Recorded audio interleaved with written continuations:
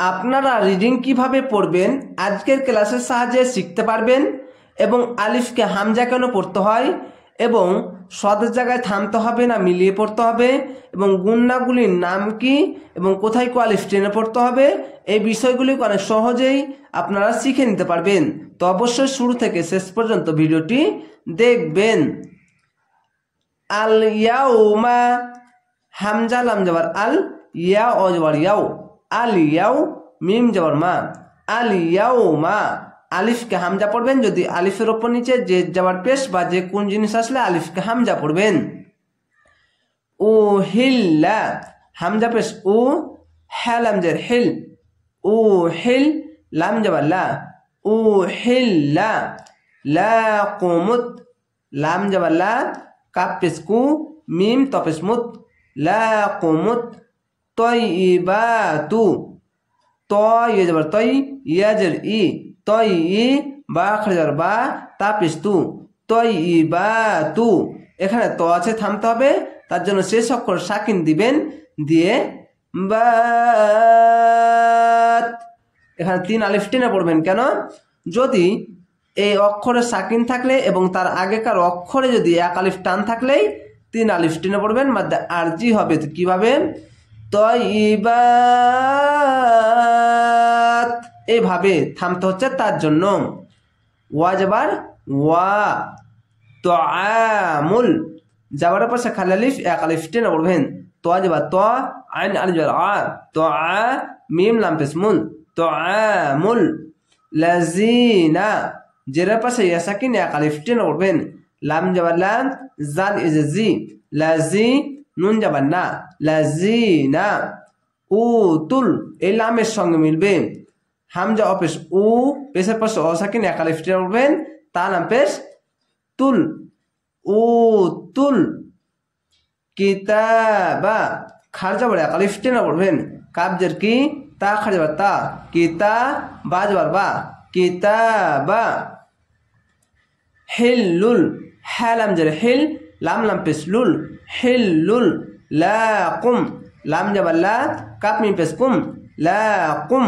এখানে সদ আছে, যদি নিঃশ্বাস যদি থাকে তাহলে মিলিয়ে পড়বেন, নিঃশ্বাস যদি না থাকে তাহলে এখানে থেমে যেতে পারেন।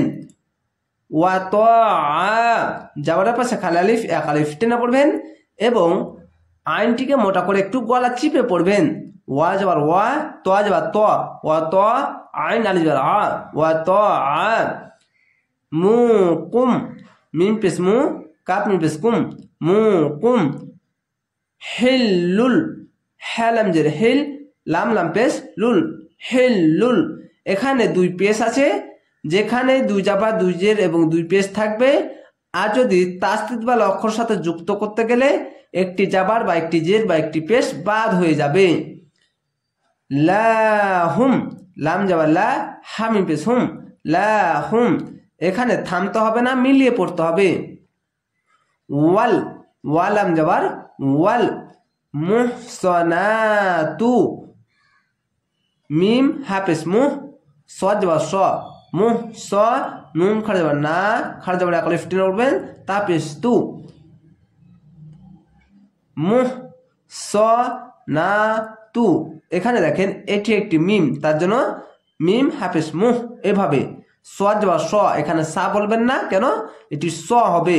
মুহ স, নুন খারজা জবর না, খারজা জবর 1 আলিফ টেনে পড়বেন, তা পেশ তু, মুহসানাতু। আশা করি এই বিষয়টি অনেক সহজে বুঝতে পারলেন।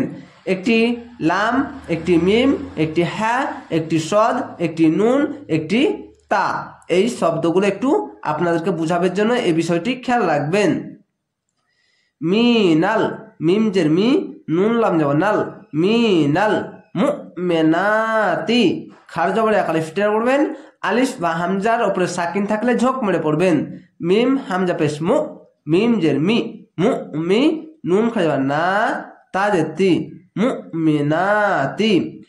ওয়াল ওয়াল লাম জবর ওয়াল, মুহসানাতু খারজা বড় 1 আলিফ টেনে পড়বেন, মিম হা পেশ মুহ, সদ জবর স, নুন খারজা জবর না, তা পেশ তু, মুহসানাতু।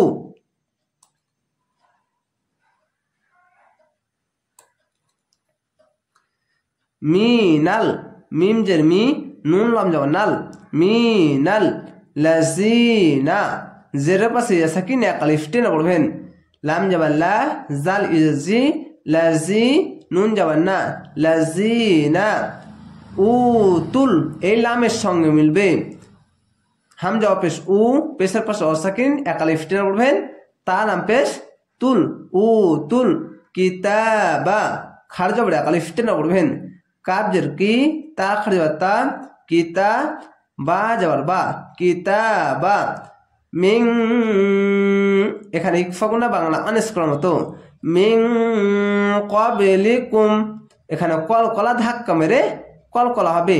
আগে ইকফা গুণাটি বুঝেন, ইকফা গুণা 15টি হরফ, এখানে দেখেন ইকফা গুণা 15টি হরফ, নুন সাকিন দুই জাবা দুই জের দুই পেশের পাশে আসলেই হবে।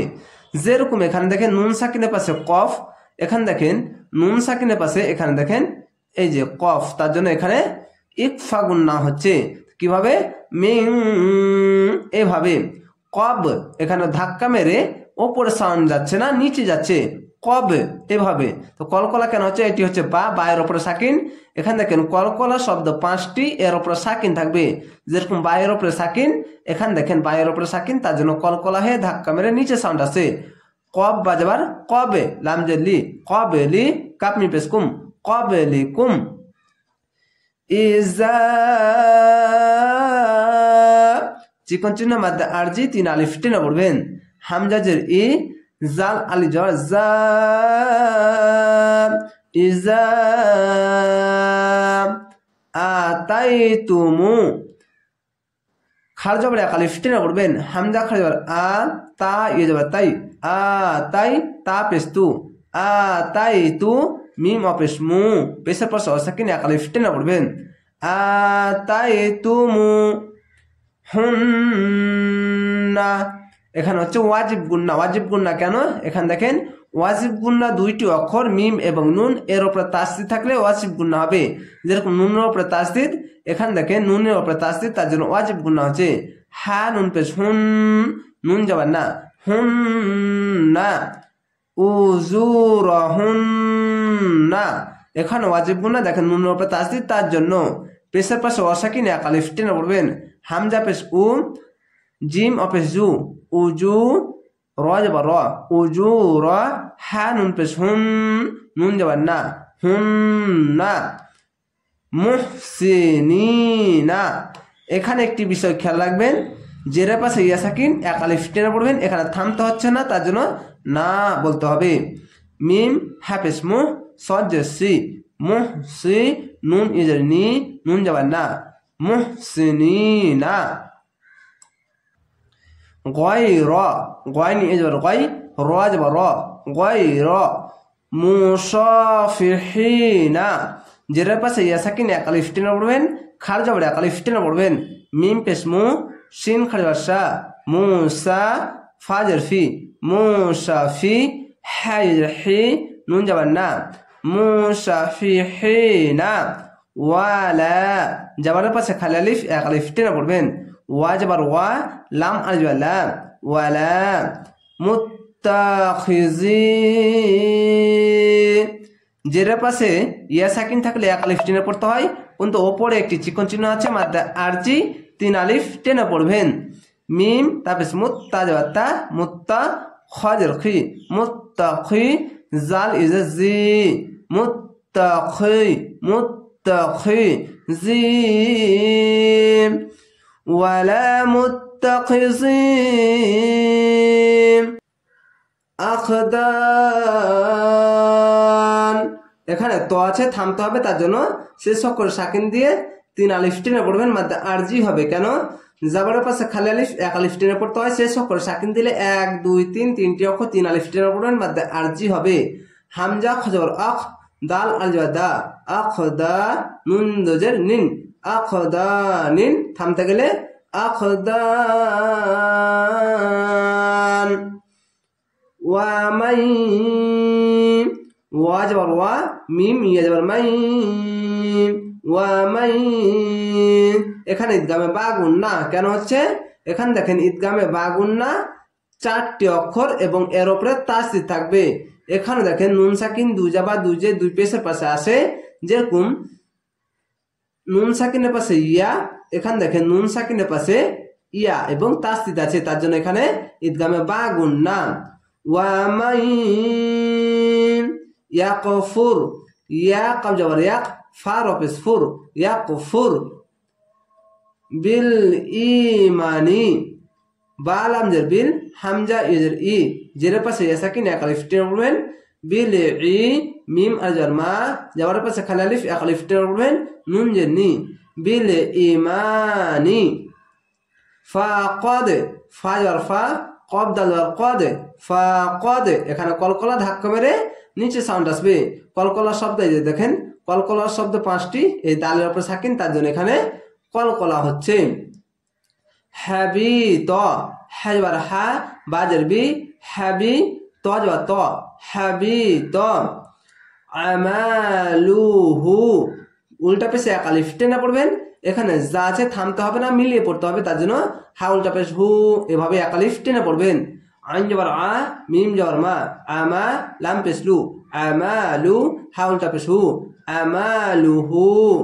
ওয়া হুয়া, ওয়া জবর ওয়া, হা পেশ হু, ওয়া হু, ওয়া জবর ওয়া, ওয়া হু ওয়া, ওয়া হু ওয়া।